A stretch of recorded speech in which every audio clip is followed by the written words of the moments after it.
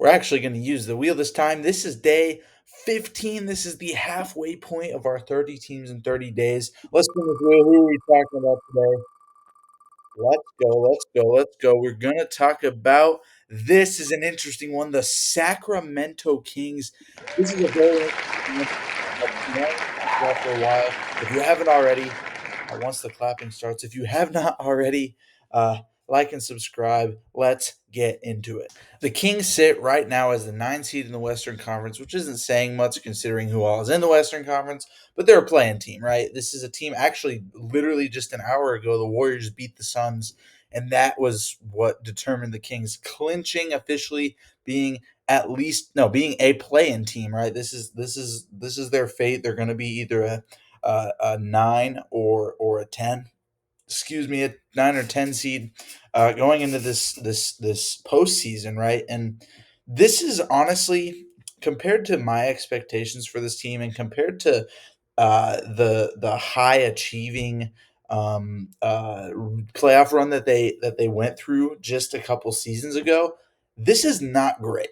If you don't remember, just a couple seasons ago, the Kings were one of the league's surprise teams where they weren't really expected to be super great. They were expected to be okay, obviously, with the acquisition of Domantas Sabonis, and they ended up being a big time surprise team in the regular season. And everyone was like, "Oh man, like is this a real like is this really them?"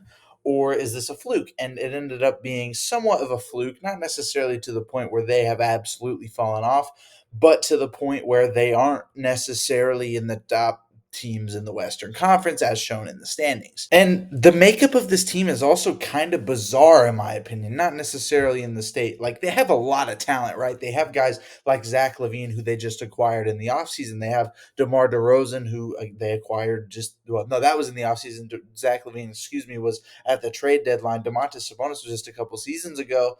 I don't remember exactly how that one went down, but they ended up trading him, and they gave away Tyrese Halliburton, which I'm going to talk about that later. But it's a really interesting makeup, right? Because they also have Malik Monk. They have Keegan Murray, who had a great rookie season and okay this year.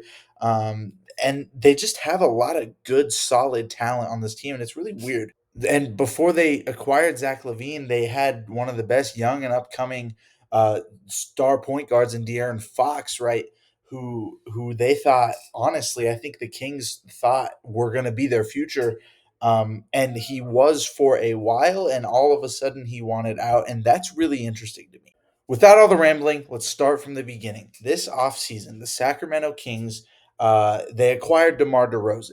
And this actually is kind of what kicked off the craziness of what was 2025 basketball and trades and transactions and everything that could go on. They ended up getting DeMar DeRozan. It was a sign and trade. They gave away Harrison Barnes, and this was the trio: Domantas Sabonis, DeMar DeRozan, De'Aaron Fox. This was the trio that everyone believed was going to be one of the best in the Western Conference. Well, just a couple months later, the Kings ended up deciding to part ways with their head coach, Mike Brown. And this came as not necessarily a shock as they were underperforming, but definitely a surprise. I would say that this was a surprise head coach firing that no one really expected to happen come this season, right? Mike Brown led them to their first playoff appearance since 2006, I believe it was. He won Coach of the year before, and like what? And all of a sudden he got fired, and the Kings were not performing to the level that they thought they were capable of. And I think this ended up being what De'Aaron Fox, not this specifically, but this is, I think, the start of what De'Aaron Fox being angry. And obviously, if you don't know the story, De'Aaron Fox ended up becoming very vocal about not wanting to be with the Kings anymore. And the report came out, as you see here, and ended up he wanted to end up going to the Spurs. And so the Kings had to make the decision: do they trade him now, or do they just let him go in the offseason? They ended up trading him now. And they didn't just trade him for nothing. They ended up getting Zach Levine in return, which was a big, big deal. Now, I don't believe that Zach Levine has is I guess right now they're about the same level, but I don't think he would end up. I don't think he has the same trade value as De'Aaron Fox by any means.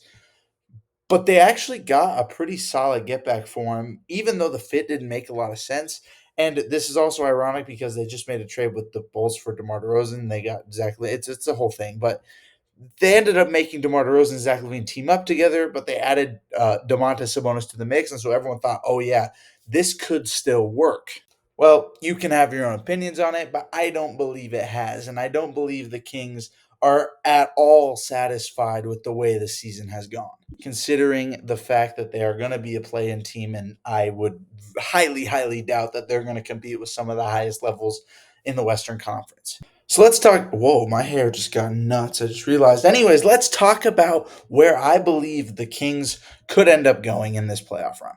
It's actually a weird thought because in my mind the Kings are still a very solid team, and then you see them as the 9 seed. It's like, what are we doing here? Like this team is seemingly just underperforming, right? With the amount of just talent that they have, just raw talent, and scoring ability and things like that. You would think that they would be just better, but it's interesting, right? Because that's the scary thing about this team. They have a bunch of guys who can score. Zach LaVine, he just dropped like almost 40 the other night. DeMar DeRozan as well. He also dropped 40 at different. I think him and Zach LaVine combined for 80 in a win in some game.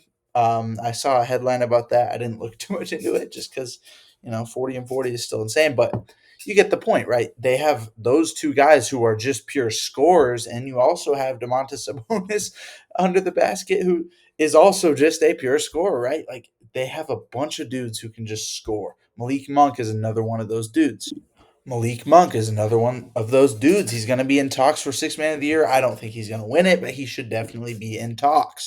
But other than that, they don't really have much. They have a good point guard, a good young point guard in Keon Ellis. I like him a lot. I don't think he's going to be anything too insane, but I think he's a good player. Keegan Murray, if he can stay healthy come playoff time, he's going to be a big time help. He's also a good young player. But again, other than that, that's about it. Like they have a good starting five and a okay, I guess, bench player, and that's all you got, right? And that's not going to be good come playoff time. And yeah, you're going to say all those dudes are going to get more minutes, but those dudes aren't people that you can consistently rely on. Zach LaVine will give you 40 every once in a while. DeMar DeRozan will give you 40 every once in a while. Domantas Sabonis will give you 30 every once in a while, right? It's hard to say with this Kings team. I would not be confident come the play in, but I do think that it wouldn't be necessarily a shock just with the raw talent if they go on this hot streak or something like that. I just saw this report. I didn't realize they did this today, but uh, they bring back Terrence Davis. Shout out the GOAT, Terrence Davis. Um, yeah, he played with them in 2022, 23. This isn't anything insane, but I just figured I'd throw it out there because King's news comes out that I see right as I'm recording a King's video. You love to see it. I think when you ask the question of what does a team need to do after the season, it's usually pretty obvious. I think this is one of the cases where it's not, right? Because they have a collection of talent already, and obviously they need to do something. They're the 9 seed. The Western Conference is insane, and they need to do something to really put themselves up there among the top contenders, right? Um, and you know, the problem is you look at this roster buildup, and I just don't really understand it, right? Because you have Devin Carter, a good backup point guard.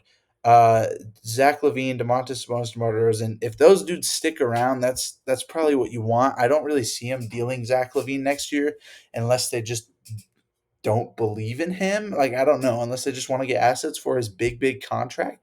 Okay, but I don't see a world where they honestly trade any one of those big three. Same thing with Malik Monk. I just don't think it makes any sense. Jonas Valanciunas, who I actually didn't talk about, surprisingly, he's on a good contract. Again, I don't see a reason why they would get rid of him. He's been a solid backup center for them, and is one of the better backup centers in the entire league. So there's no reason for them to get rid of him unless he wants out. Keegan Murray, you should probably extend with whatever money you have because I do think that he's going to be a good part of this team, and I think you should extend him soon so the salary cap or so that the money that you have to pay him doesn't go up. You get what I'm saying. The rest of the team, okay. So my thing is they just need to make a couple minor moves, right? I think they're a couple minor moves away from being a true contender. That's my take.